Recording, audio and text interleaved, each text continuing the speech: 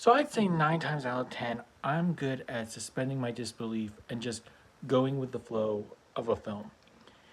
But for some reason, this one, that was harder for me. I don't know if it was the idea that there was more realistic possibilities with this. I just don't know.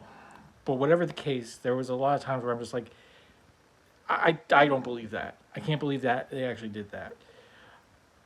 There's a moment where I'm like, this is going to happen. And sure enough, it does. I'm like, well, how could he do that? And there were plenty of times where I'm like, okay, that's an Indiana Jones type stunt or an homage of some kind to other things in those films. And I saw another time, I'm like, I feel like that's something from North by Northwest.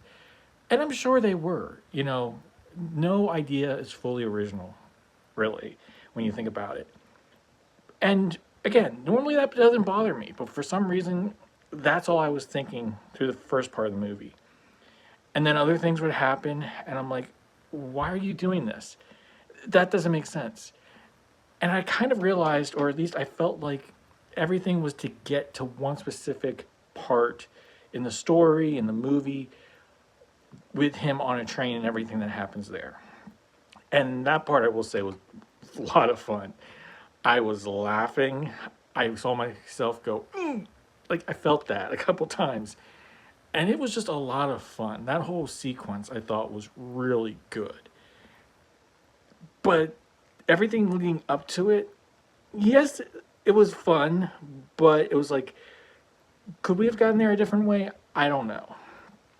But Stephen Lang is a fantastic antagonist for this film. I mean, he's an antagonist in a lot of movies, and it seems like that's just something he's good at doing.